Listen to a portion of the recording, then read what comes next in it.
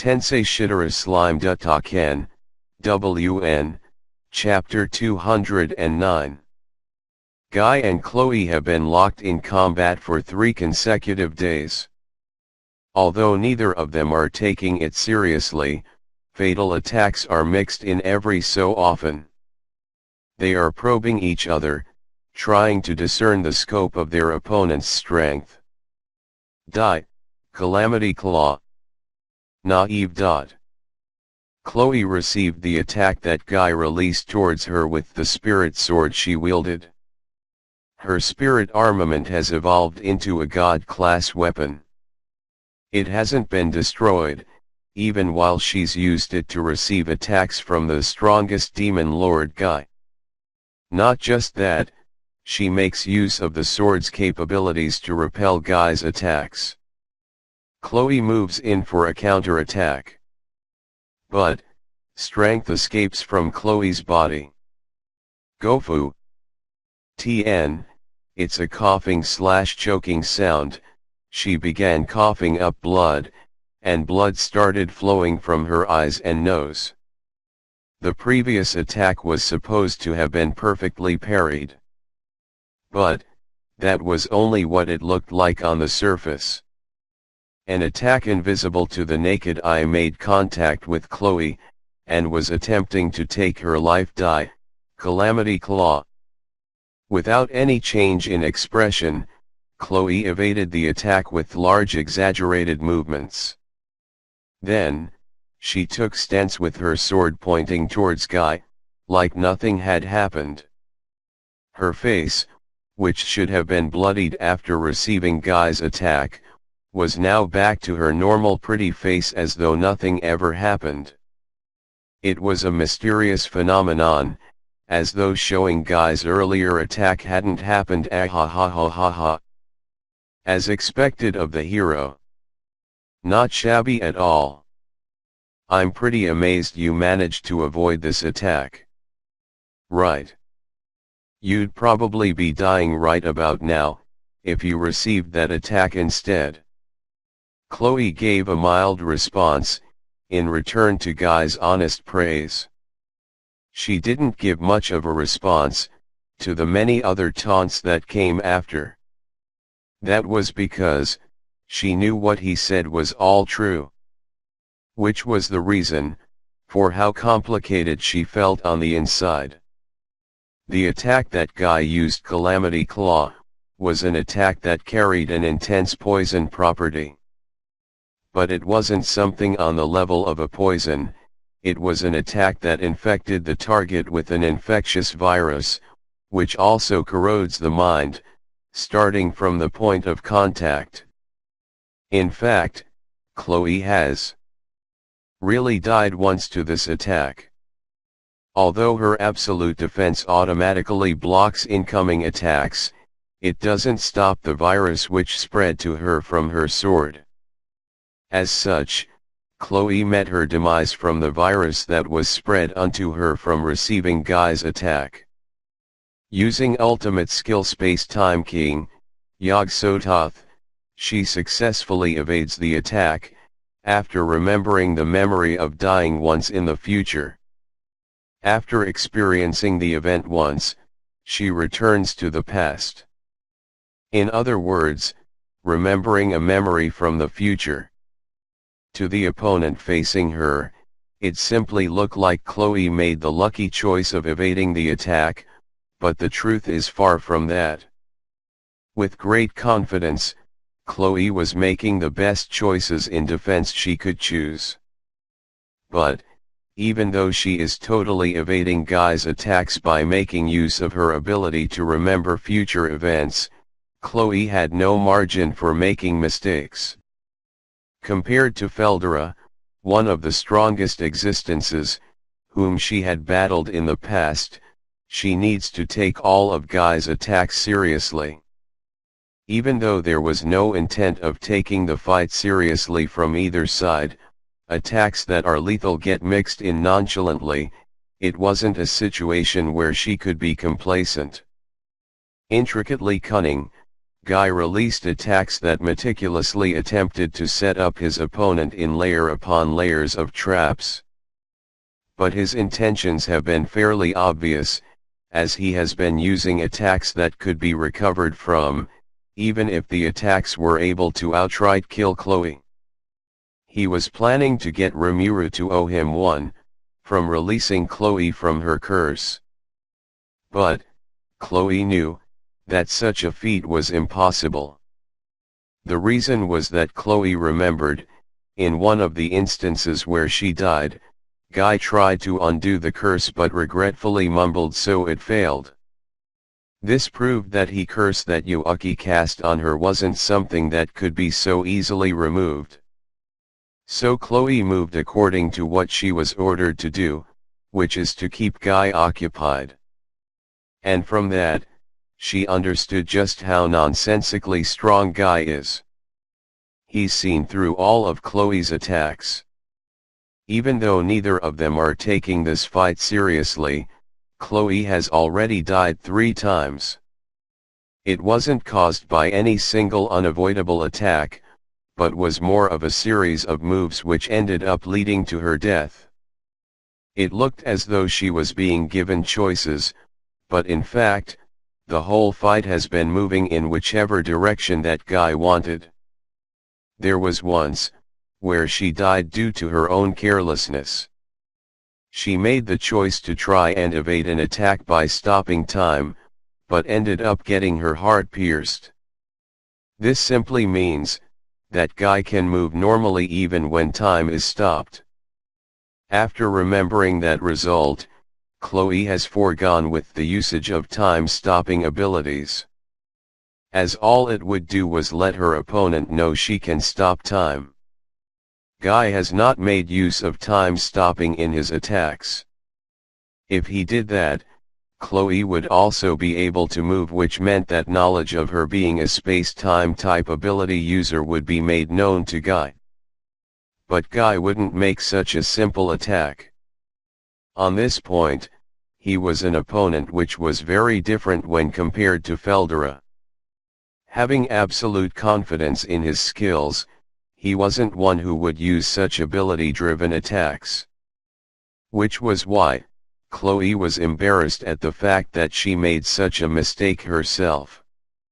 When one releases an attack, one needs to take into account the possibility of the attack being guarded, so there was a need to chain attacks to the point of a finishing blow. This turn of events got Chloe to reaffirm this need. This was something she was supposed to have understood, from her long journey. Chloe was reflecting on her own actions, as she didn't notice she has gotten negligent, because she had attained an ability which was all too powerful.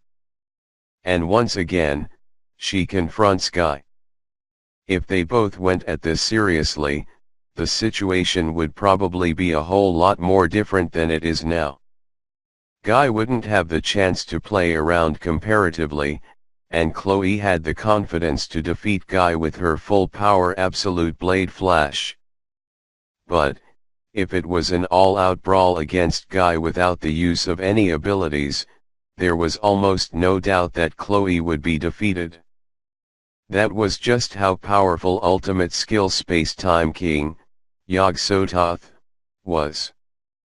Which was also why it wasn't a good thing, that she has been so reliant on it up till now.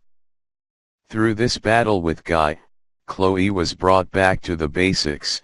She returned to the moment with her honest feelings and renewed focus. Guy squinted at the appalling results. He has yet to meet such a formidable foe, ever since his encounter with White Ice Dragon one Veldzard.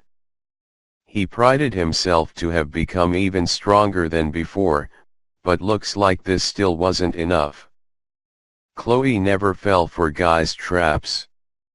Another supposedly fatal attack whiffs, his many feints mixed into his attacks were all seen through. That's damn impressive, thought Guy. Though neither of them are taking this seriously, would he be able to win if he did? Even if he asks this question, it's not like he has the answer to it, would be his honest thought. What this means, is that he has to acknowledge it. The fact that the true hero Chloe Obel, is an existence that was equal to Guy Crimson. What strength! Guy let out a content snicker.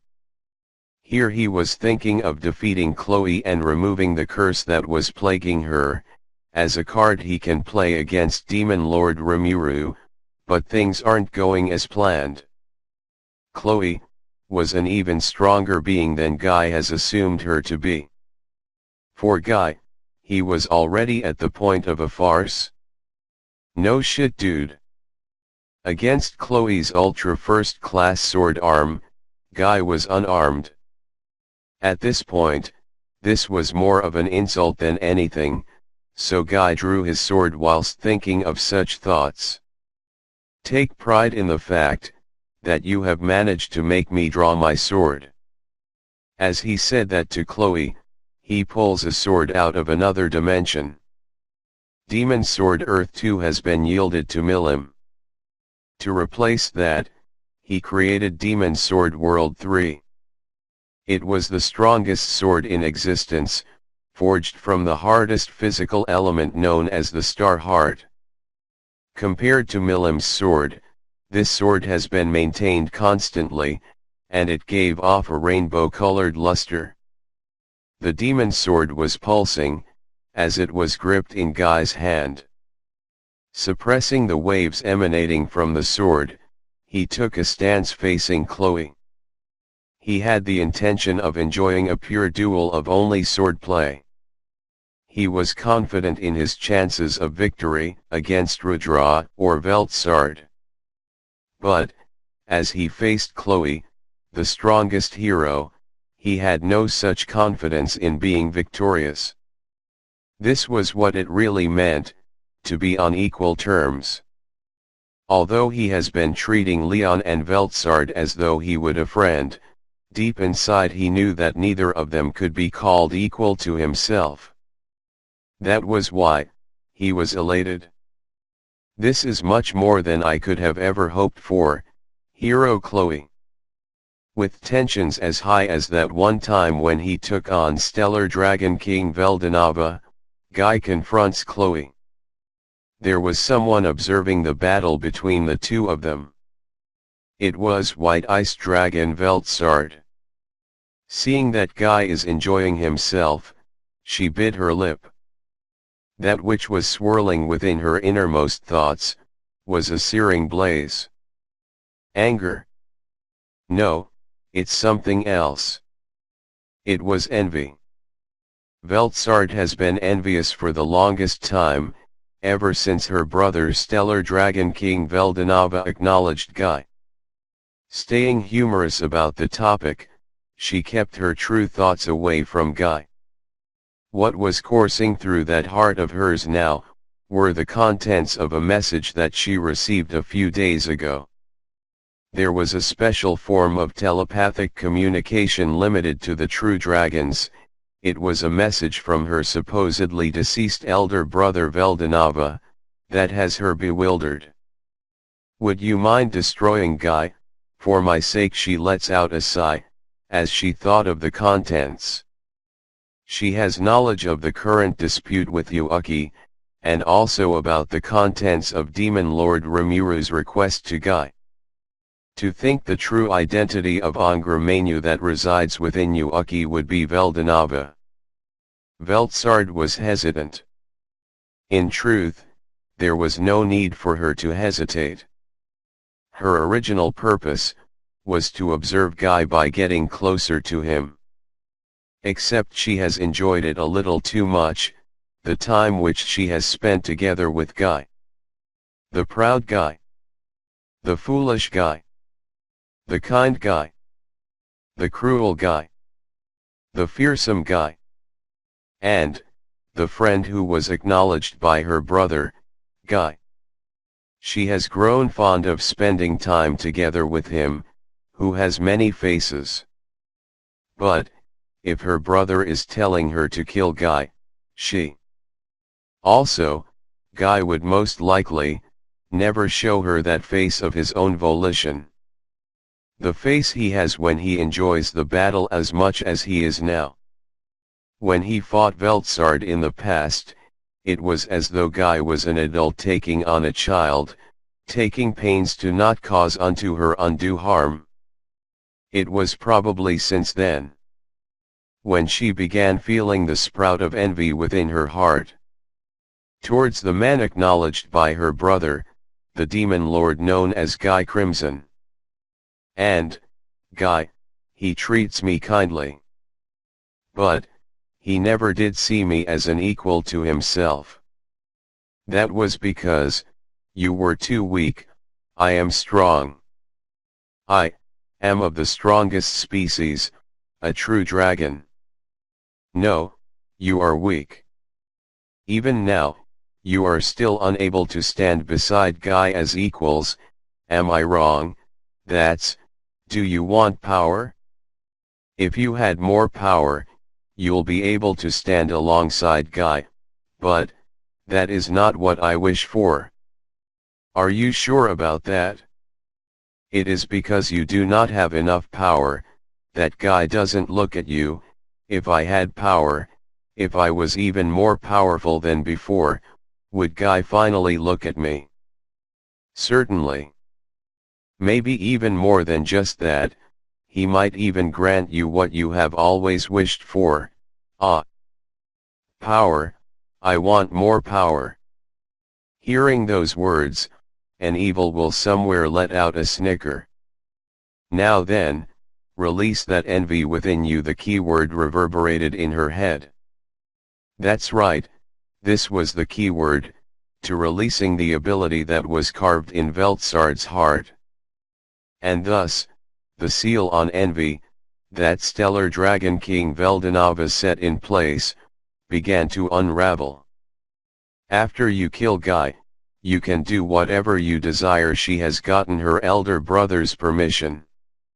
She now releases her original abilities, and gain new powers. At that very moment, White Ice Dragon Veldzard's heart fell under the influence of Velda, and any trace of her sanity were blown away. Among the few rampaging true dragons, her strength was second only to Stellar Dragon King Veldanava. Immense energy waves raged about, and began filling the land. Though Hirari tried to stop Veldzard head-on, it only resulted in her getting her upper and lower body separated into two from a single strike of Veldzard's magic. The magic was overpowering, it showed how properly controlled the potent energy was. And she awakens. True to her desires, a goddess of envy. All for the sake of killing Guy, to fulfill her greatest desires. In addition to her own ultimate skill patience Lord Gabriel, she obtains ultimate skill envious Lord Leviathan as well. I shall be the one to kill Guy. She stays true to her desires, blindly following that one motive. Chloe and Guy retreated from where they were at the same time. An incredulously powerful absolute frost wave pierces through the ground where they previously stood, and began breaking down the molecular structure of the ground. What stood there was a beautiful woman with glacial white hair and alluring blue diamond eyes. Veldzard, you. Oh, that's it, seems I forgot about this. So, you have been harboring envy all this while. To Guy's murmur, Veldzard showed a slight smile. Guy, did you know I have, for the longest time, and then, the world stopped. It was now secluded, a world of indefinite suspension. By the will of one of its rulers, all laws of motion came to a stop. All except the few who were unaffected by this frozen world. Chloe, Guy, and Veldzard. The three of them were observing each other, in this world where time does not flow. A world where even time has stopped flowing. But, neither Chloe nor Guy have problems moving.